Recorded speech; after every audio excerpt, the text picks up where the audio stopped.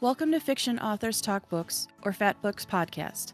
This episode I'm talking with the charming Vera Valentine and getting to know her. This is a safe space for people of the industry to talk about the industry, the craft, and we'll definitely go off script. If you enjoy the podcast and would like to see your favorite author on here, send them this link, and they can get in touch with us at fatbookspodcast@gmail.com. We take all authors who write fiction and have been published as long as they're polite. Thanks for joining us, and on to the podcast. Morning. Hey, hi. Hi. Happy Saturday morning. Happy Saturday. Any big plans for your Saturday or anything fun or just... Furiously writing something that's due in a week. The muse has not been cooperating, so I've just been banging my head against a wall, and I really need to get it done because it's in a shared world. So... Oh, no. Okay. Yeah, we have rolling debuts. You know, everybody gets a date, and we're all going in order. And I'm like, yeah, okay, let's see how we do. I think I have ADHD, but one of my biggest things is I can't have people wait for me. Wow. So that's why I can't have my email on my phone. Like the only thing that comes to my phone, like I can't have any of that stuff, any notifications, because I drop everything to answer a text or whatnot. It's like a thing with me. Like I freeze up if somebody is waiting on me. I mean, I get the same thing, but I can't change myself, so I'm just like, well, I'm just gonna be unhappy the rest of my life. My phone would give you secondhand anxiety. I have like 11,000 emails, so like literally, I don't delete them. I put them all in folders after I read them, but yeah, I just ignore my email, especially my personal one. I think has 27,000 emails currently, and they're not mostly junk. My work one, I think last time I looked like 3 weeks ago had 36,000. Yeah, I just kind of, but like but I mean, it's not front and center, so it's just there in a way. And if they haven't, the world hasn't blown up by now, they really don't need me that bad. I'm Exactly. I'm of the Tom Holland mindset, and I can't believe I take advice from somebody that much younger than me. I always make myself sound so old. I'm really not. But a decade younger than me is, well, I think he is. I don't know how old he is, actually. Never mind. Anyway, somebody in their 20s I'm taking advice from is my point. But about how to live life better is whatever. He says, he did an interview and he was like, if you don't know my phone number, or if you know my phone number, if you have a problem with me and you know my phone number, text me and we'll sort it out. If you have a problem with me and you don't even know my phone number to contact me, you don't actually have a problem with me. Yeah. You don't know me well enough to have a problem with me. It's true. So I take some of my advice from the younger pups, Tom Holland, and I take my other advice from Cher, who was in an interview and said that if I'm not going to worry about it in 5 years, I try to never worry about it because I'm not going to care in 5 years. So why am I wasting my time now? I mean, there's a good point there. I'll be 42 this year, and I'm still finding my footing. So, I think that's the best kind of person, because the older, I'm a bit younger than you, and the older I get, the less I feel I know. It's like every year I learn more and realize I knew less. I was hoping it would be the opposite, and I was wrong. You always wait, at 18, obviously no one's going to run up and hand you an instruction manual, but at some point in your head, you're hoping they will, and they never do. Wouldn't that have been nice? Yeah. If they did. Actually, you know what? I think that might have been what the Bible was supposed to be, and I don't want that fucking instruction manual. No, they tried. It did not stick. I always joke I was dunked with. They didn't hold me under long enough. I never made my confirmation. I was raised Italian in New Jersey. I had to at least make my communion. It's like a requirement. But yeah, no, I never got confirmed. I never got underlined. So I was a troublemaker from the start. Apparently that's been beaten out of me, and now I just want a peaceful life. I don't even date. I don't even care. I just want peace and some sanity. But when I had more energy, I was quite the troublemaker from young. I wanted I have a very messed up family dynamic, and I've not been very quiet about it, but you don't need the trauma dump Saturday morning. My grandfather was more like my dad than my dad, but I wanted my grandfather to be my confirmation sponsor. It wasn't allowed to have you had to pick a female. That's the actual rules. Well, back then it was. Actual rules. You had to pick a female if you were female. And I got annoyed. It's like, what the stupidest rule? Like, what if you didn't have a female in your life that could be your sponsor? Or what if, like, it wasn't even just had to get Miranda. Yeah, it wasn't even just about me and that I wanted my grandfather. It was just such a sexist, stupid, weird rule. But there wasn't I actually looked it up. I made them show me the rule. I looked all the rules. There actually wasn't a rule that your confirmation saint name had to be the same sex as yours. So I'm legally by the Catholic Church Aaron Rose Joseph Flynn because my grandfather's name is Joseph. So I picked Saint Joseph as my confirmation name. And my grandmother was my confirmation sponsor. And since you didn't go through it, I mean, it's not like a secret, like, Catholic secret here. So when you get confirmed, I think it's Archbishop. I think it's one of the local archbishops asks you like one of the questions you studied for or whatever. Instead, he asked me, Joseph, can you do that? And my cute little Polish immigrant grandmother went, of course she can. She checked first. We're not idiots. Ask her a real question and get on with it. And I remember just looking at my grandma and going, whoa, like, oh, don't fuck with grandma. Because she doesn't say much. She's the cutest little Polish woman. She doesn't start trouble. She's very she would adopt the whole world and just feed you. She would feed everybody if she could. But just, you don't fuck with the Polish grandma like that. I'm part Polish. My dziadek, my grandfather was Polish, and my babcia. Dzień dobry, ładna się pogoda. I know how to say kielbasa. That's it. That is about all the Polish I know how to and sing basically happy birthday, which isn't really actually happy birthday. I recognize the bad words because that's when my grandparents, spoke Polish around me, but that's me in Italian. My grandmother with the harsh judgment of any woman wearing a crop top. I have the Italian words for that, but not much else. God, that is such a bad thing with the immigrant families, or from my experience growing up in Chicago. I love my grandparents. My grandma's still alive. My grandfather's passed, but God, they were so harsh on women and just judgmental. The gossips and as soon as, even in our family, it was toxic. Like, and that's just how it was. Like the moment somebody turned away, they were, yeah. Yep. I'm sorry, but you were saying your Polish side. Yeah, I wasn't, I didn't realize, like, I guess talking, like with my husband now, talking, oh yeah, I went summer and I spent, 2 weeks with my grandparents. And I was like, I lived in New Jersey. My grandparents were all in New York, and I think I saw them 5 times throughout my childhood. Oh, I wow. cannot imagine my parents they all loved me, but we were very much an arm's length family. And it's God, that sounds it's so unusual nice. to me. Yeah, to hear. No, it's, I thought that's how everybody was. And, then seeing how like into each other's lives other families were, I was like, wow, that's a lot of interaction. So mine wasn't a loving interaction. Mine was an obligatory, we all lived within 30 minutes of each other. So it was every birthday party, holiday. But I remember even now when I stopped going to family parties, I'm no contact with my parents, low contact with my siblings, and I haven't been home to Chicago for a family gathering in like 8 years.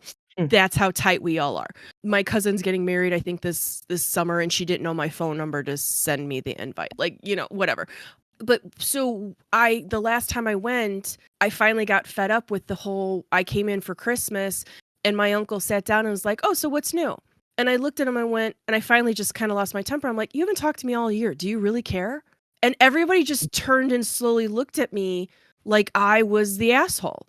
And I kind of wanted to be like, why are you wasting my time if you haven't cared about me all year? Why am I the jerk for speaking the truth and being honest with you fools? So it was a lot of that false sense of, oh, we're family. It always made me feel like the Catholic Church, where you got your obligatory stamp of you came to church. So like we put on the fake smiles. We went to meals. Don't tell them any secrets. Don't be real family because they're going to judge. And sure enough, as soon as somebody went to the bathroom or somebody left, the other people in the family were gossiping about this, or, oh, she gained weight, or, oh, she did it. So that's why I say I would rather have had like 2 weeks of a real family something than that toxic kind of just judgmental. And I love my grandma. She was I love my grandparents, but even she would be like feeding me another slice of cake, and then 2 minutes later being like, Erin, you've had enough. You don't need to, you should be watching what you eat. And be like, could somebody not be toxic in this family? I was a nanny in my 20s, and Oh my. a lot of people that can afford nannies are a little, let's say, eccentric. Oh, for sure. And very long story short, there were two kids, and I got close with the young lady, the daughter. We're about, I want to say, 10 years apart, and mom went off the deep end. And I kind of assumed an older sister role, and then it kind of morphed into a sort of mom role with her. Oh no. And I was with her as I sort of half raised her. She wasn't like in my home, but I was there helping her graduate high school. I was there when she applied to college. You know, I did all the parent things with her because mom was a little checked out. And I we've said, oh gotten even no, because we're telling bad stories. So clearly this doesn't have a happy ending. It's very nice of you to have taken that role, and clearly you have a good heart. So I didn't mean it like, oh no, you fool. Oh, no, no, no. No, no. She's a wonderful girl, a wonderful woman. I walked her down the aisle, and I was the pagan officiant for her wedding to her first terrible husband. And then he, as men do, that fell apart because he couldn't even keep it in his pants for a year. And she ended up meeting somebody else, and they had a child together. And I was holding her hand as she brought her son into the world. Aww. And now that didn't work out. Jeez, So poor girl. yeah, her son is wonderful. He's the sweetest little, I love him dearly. I call him my grand fae because there's not really words for what we are to each other. So she calls me Ima, which is short for Earth Mother. And then I call her son Grand Fae. Aw. Family you choose is so much better. Now she's pregnant with her second. Oh, she's pregnant again with Yeah, she's got a little girl coming. Oh, she's wonderful. She remarried, or is she just She just remarried. They have the license, and no judgment, just yeah, no. They have the license, and they're giving them guff about you have to have an officiant, city hall red tape. whatever. But she's effectively married to the father of her second child now. I'm hoping to be with her when she gives birth. It's a little Virgo. She had the good taste to have a baby in the Virgo period because I'm a Virgo. You're so funny. So I have 2 shows that I'm doing in September, so I'm just like, "Listen, I need you to let me know how things are going because I'm flying to Orlando and hopefully Boston, and, Oh, you're coming by I me. don't know when. Yeah, I'm on the wait list for Getting Witchy with It. I'll see if I get in. A couple of friends are going, and I would really like to see them, but I'm on the wait list because 'cause they're full. So we'll see how that goes, and then she's in New Jersey. Getting witchy with it? Yeah, it's in, Salem. Oh, yeah, It's everybody around here knows to stay away from Salem during Halloween season, 'cause Yeah, you'd think, but, I in wanna go September. because I haven't lived well, I keep saying I haven't lived here long. It's been, like, 4 years now. I think I can't stop I think I have to stop saying that. But I still haven't been to Salem and seen any of it, the touristy stuff. I've been in North Carolina for 14 years. I still feel like a Jersey girl. It's some things don't leave you. I'm Um a Chicagoan at heart, and actually I have pizzas coming from Chicago today because I was homesick. Aw. Sometimes you just gotta do it. I'm hopefully going to, if everything works out, I'm gonna be in Chicago, next October. Oh, okay. The, Book Harvest convention is gonna be there. It's gonna be huge. I think there's 400 authors, like, Oh, a wow. lot of authors. Yeah. Oh, fun. I mean, not really. Yeah. The conventions make me panic and break out in cold sweats, but Yeah. I'm an introvert. I bring Xanax to pass out to my friends. I was like, "Listen." Yeah, the problem with I have a clozapam or whatever that one is prescription. Yeah, yeah. But the problem is then I have no filter Yeah, yeah. at all. So if somebody acts inappropriately, I will tell them to go fuck off. Like and it's not even like the fans here, or Yeah. even just if somebody's really not it's the intrusive thought. It's not even just I don't have a filter. The intrusive thoughts come forward. Like Mhm. I don't like this woman in general. She's very annoying. She's very fake. She's very whatever. But I had an anxiety attack because my dad had contacted me. Anyway, so I took even half of the prescribed dose is all I can take, even otherwise I just am completely like blah blah blah. And it was hours and hours later, and I walked Vader, and I saw her, and she came over and I just looked at her and went, "You are so fucking loud. Like, why do you always have to be so loud? It's 10:30 at night. Nobody wants to fucking hear you. Shut your goddamn mouth." And I walked away, and I was like, "Oh shit, I didn't even just tell her like or something normal." It just, all of it came out. So it's not even like I have no filter. It's like all the bottled up everything comes out when I'm on my anxiety meds. So if I have to take one, my bestie around here that I walk with, he makes me walk across the street from it. It's bad. Yeah, so I can't be around people. I'm fortunate. I just get sleepy. Because it's not even like I would go off on somebody who deserved it. Like, in that moment, she did not deserve that. She deserved a shh, it's 10:30 at night, shut the fuck up. Somebody is going to get yelled at for something, or just a whole rant of crazy that I don't want to tank my career because I had to take anxiety. No, that's fair. When you're behind a table and not just attending, you got to be turned up to 11. And I used to, my first signing, I bitched because I was like, 4 hours, that's like nothing.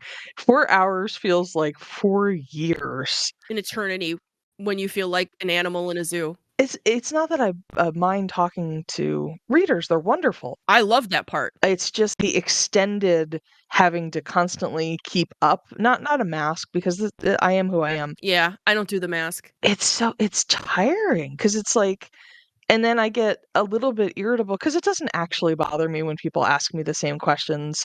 It's just, like you said, your filter slips a little bit, and Yeah. I never want people to feel bad for, saying something that they think is clever. Even if I've heard it 10 times, this Yeah. is my first interaction with you. Yeah. So it's unfair to judge you off of what I've heard earlier that day. But, it's, "Oh my God, where do you get your crazy ideas?" And I was like, "Oh God, this again." Uh, And I don't mind answering the questions, I really don't. It's just when I get tired, I have less of a ability to cope. You get tired of your own answer, not answering the I question. do. Yeah, I get that. And honestly, that part I could handle. Mhm. It's the people who aren't your fans that don't realize you're not there. I don't want to say you're not there for them, but you're not there as their entertainment. Like, I don't go to those Yes. signings to convert you to be my reader. I'm not there for Right. you. I don't pay and take my time to go to those events to try and convert you to the church of read my books. So when Yes. people walk up and go, "Who are you? Have I read anything you've written?" My Chicagoan answer is, "Bitch, I don't know what the fuck you've read. I This don't know. isn't this I isn't don't know Shark you." Tank. I don't have to Yes, pitch to you. I am I not got here. signs. Yes.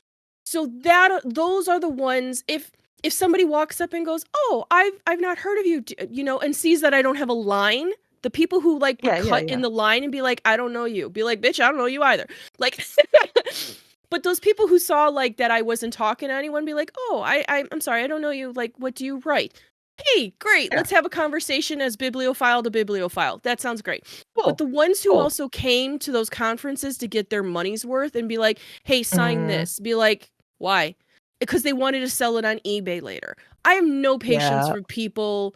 Like, that's the kind of stuff I don't deal with well, and you're expected to. Like, I even had somebody that ran the conference be like, "Did you tell somebody you're not going to sign something?" I go, "Yeah, she wanted to sell it on eBay later. I'm not a monkey. I don't dance." Like, she'd be like, "No, but you need to play nice with others." And I'd be like, "She didn't even greet me. She didn't even say hello. She just said, sign this." Like, I'll be polite. So, like, that's this, and it's not, and it wasn't a lot of people. It was a few. No. It was a handful. It was, it was a couple of this, but it just, the fact that the people running it even, or it's expected of you, it just, it makes everything so much more anxious for me, and so much more, and the one thing, and again, finding out that I probably have ADHD is a big thing. The touching. There was one person who, I'm not kidding you, moved the table and came behind and just glommed on me and hugged me. And I was like, please don't touch me. And she's like, oh, it's fine. No, I don't care for both women. Well, yeah, I don't care for both women. If I say I don't want to be touched, I don't want to be touched. Plus, I don't have my photo out there anymore because I had a stalker and a thing, and people like photoshopping dogs on my face because of some stuff with a published. And so I don't have my picture out there anymore. And there's no way nowadays you could go to a conference and be like, oh, you can't take my picture. Well, it's just not going to happen. On top of everything, I've lived a life. Before I did writing books, like 2 careers ago, I worked for the adult industry writing product descriptions because it is a unusual niche that they can't find a lot of people to write in. Because you have to not only pitch a product, you have to do it explicitly, and that's a weird skill set. And some people are pretentious as writers. Yeah, and so I was doing that, so I was going to, like, the Adult Video News Awards, the AVN Awards out in Las Vegas and, drinking with, porn stars and stuff. And it was a time. But at those conventions, especially in the BDSM community, you would have, if you went to conventions, they have traffic light bracelets, like the kind of things that they give out at music festivals. And you had to check the color of people that were going to be in shots, and you couldn't take like crowd shots. You weren't allowed to. I mean, obviously, you can't police everybody, but that was the rules. Yeah. So if somebody was wearing a red bracelet, that was a nonverbal indicator that, hey, I do not want my picture taken. I do not want to be in anyone's video. So, it's not going to stop everything, but it is a nice barrier to have in place so you don't feel like you constantly got to be vigilant that somebody's taking your picture. Yep. And I suggested that to, when I wrote Mail, I suggested that to, because there were several people who wouldn't attend authors because they didn't want their photos out there and and I suggested that. And the people who were coordinating it and ran it were like, you're lucky to be here. And it wasn't like that. I was a bestseller at the time. Don't be a problem. Don't be a pain. Nope. And I looked at her and I went, this is why authors are the most underrepresentative category of artist, because our own treat us like this and allow this kind of shit. It is more than acceptable that we could have a conference and say, hey, you know what? Just like there are weddings now where you can't bring your phone in or you have to turn off your phone. What is so wrong with saying that there are people who write the books that you love that don't want their face out there? Yep. Why can't you respect that and turn off your phones and just be in the moment and get their signatures and start of trying to get it all over Twitter or lives on Insta? Like, I don't think there's anything wrong with that. I think there are a lot of readers who would like that even, and just like, enough with the crazy, man. Like, I'm pretty open in my life. I'm fortunate that I'm not fortunate I don't have kids. I had wanted kids, but it didn't work out. I'm not on a not on a PTA, I'm not running for public office. Yeah. So I'm pretty open about myself, my sexuality, what I do for a living. I joke about it. But there are a lot of people that do not have that freedom. And I recognize that, they do have children and they, maybe they're going through a bad divorce and there's custody issues. And them being pictured at a smut convention would be enough for whoever to bring up in court and be like, I deserve full custody. Look at this deviant doing this. So, you're absolutely right. Having that protection or having that assurance that they can anonymously attend and enjoy themselves and mingle with other readers without worrying that their spot's going to get blown up would be nice. I know you never even know what the future will bring. Exactly. It's not even that. The world is scary. It is. And it's incredibly scary. I had a stalker show up at my door, pissed that I wasn't Seraphine Thomas, one of my characters, and wanted to end me because I was basically false advertising. That is how scary. And I'm not a huge New York Times best-selling author with movie deals or whatever. Yep. At the time, that series wasn't even all that big. But that is how scary the world is. And I had people be like, oh, well, you write male. That's why you got a stalker. That's what this is. Seraphine is mostly a murder mystery with some sex thrown in. Like, yeah, it ended up becoming more reverse harem, but it was like 2 books in then. It wasn't even that. Like, people, stop, like, I used to get so mad that, people would blame Jodie Foster for having a stalker because she was a childhood actress, she was this, Mhm. she was that. You blame the fucking stalker! Yeah, it's not People are crazy. you didn't do that. Yeah, it's Stop stop victim blaming. You don't blame the victim when they get, their car jacked or they get, Mm. their wallet stolen, but you blame the person when it's any kind of anything. Or my other favorite, I said something about how, I didn't somebody asked me for my phone number, and I said, "Oh, I don't just give out my phone number, Mhm. please ask me for permission, blah, blah, blah." And one of the guys at the dog park a while ago was like, "What's the big deal?" I said, "Well, it's my preference. I'm a single woman. I'm, Yeah. private and protected."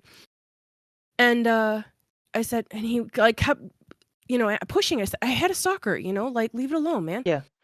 And he looked at me and went, "Oh, can I ask why?" And somebody else snickered by me and looked at the guy like, "You're an asshole." Mhm. Basically, the guy was asking like, "Well, clearly you're not pretty enough, so why did you have a stalker?"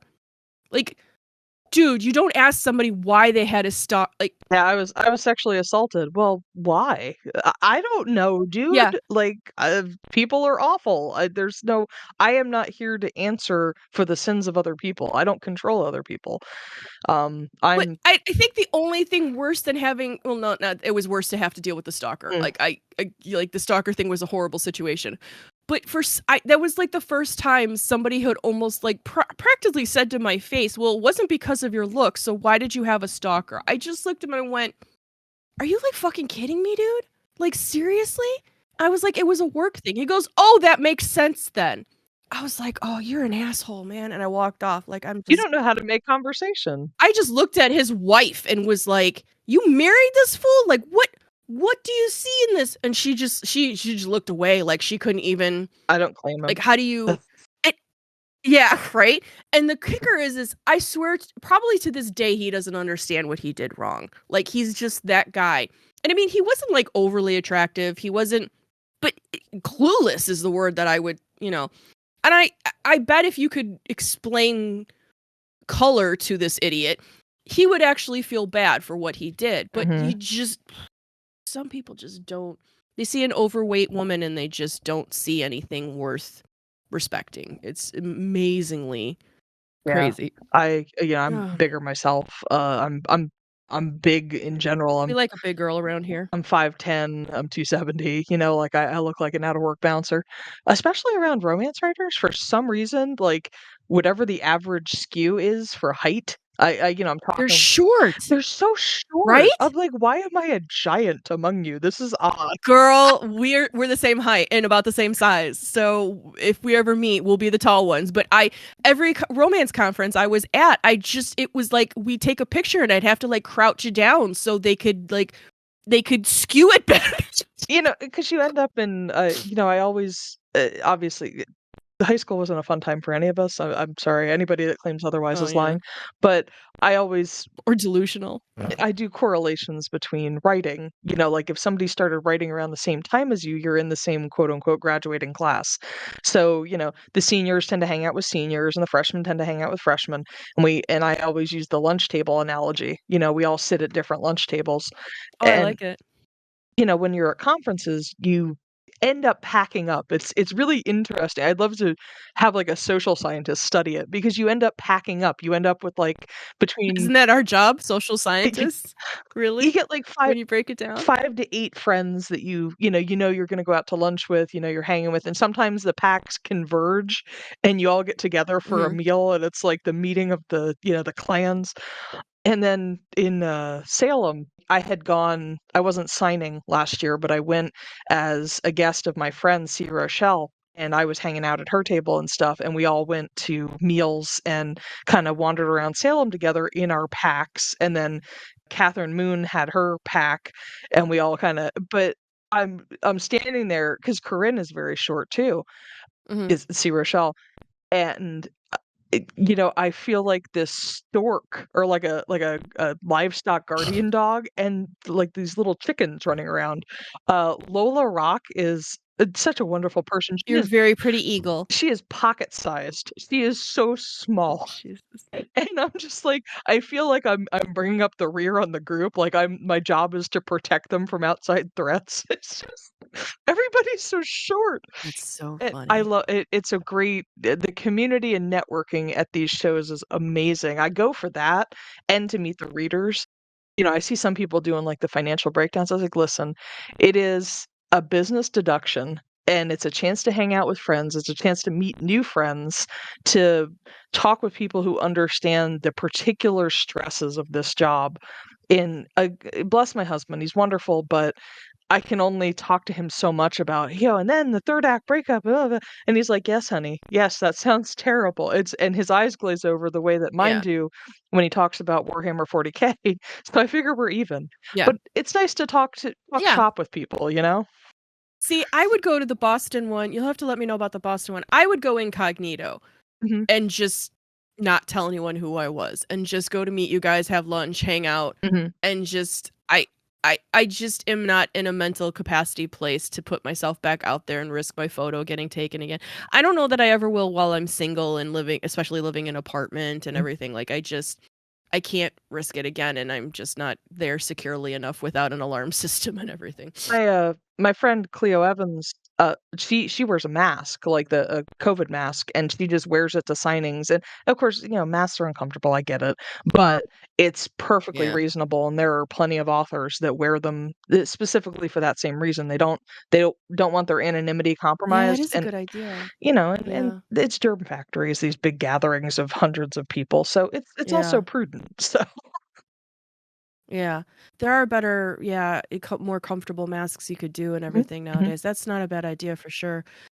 It's just also, you understand as a bigger woman, like Yep. people immediately will be all over being like, "Oh my God, I don't want to." Well, the mail, last time I went to a conference was over 10 years ago, and I was writing mail then, and it Right. was your analogy about the tables in high school, Mhm. it's kind of like a different high school I went to because of the genre I was in. Exactly. And not to be like, I was fabulous because, like, I don't care about that stuff and it wasn't a big deal, and my career under that pen name fell apart anyway, and I had to rebuild myself. But, I was one of the top sellers in that genre.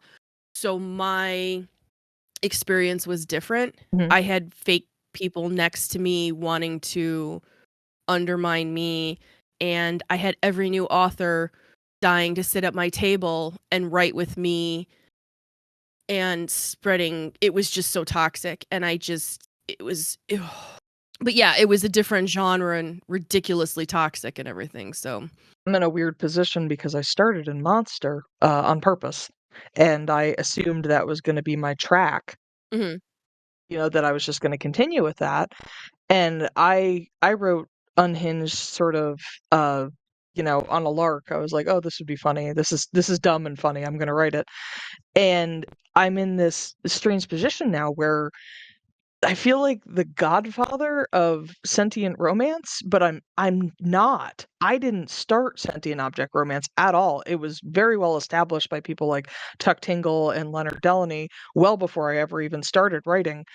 But all the newbies are being sent to me and are coming to me to talk shop. And again, I'm in that position of, guardian, livestock guardian dog in the back of the pack, keeping Yeah. everybody safe. And, I try to be very friendly toward baby authors and kind of steer them in the right direction and make sure they don't get scammed. But I'm in the Yeah. center of this burgeoning sub niche of sentient object romance, and it's Yeah. been weird to go from relative obscurity to everybody has heard about the Door Book.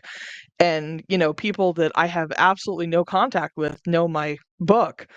And that's weird. Like haircutters, Yeah. hairdressers and stuff. Somebody's like, "Oh yeah, I went to Staples and I was talking to the person at the counter and they were like, 'Oh yeah, I know the Door Book.'" I was like, "How?"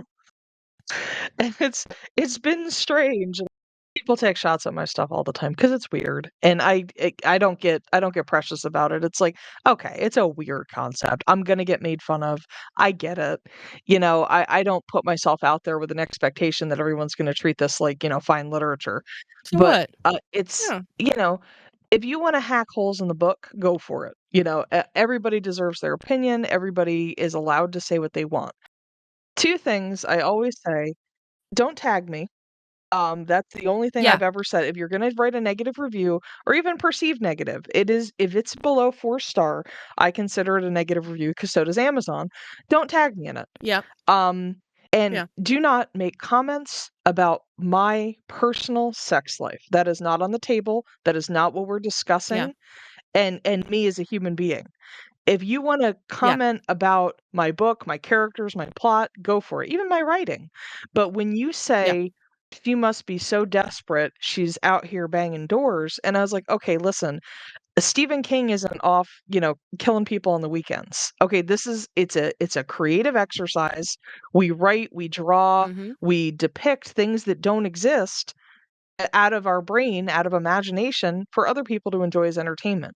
You don't go to movie directors and say, you're a violent person who enjoys, you know, sexual assault because you depicted this in your movie. We don't do that. So Yeah. why are we put under a scrutiny like we are our work? I want to give a big thanks to Vera for joining me for such a fun conversation. Also to all our fans for checking out this podcast. I hope you like what you heard and decide to stick around.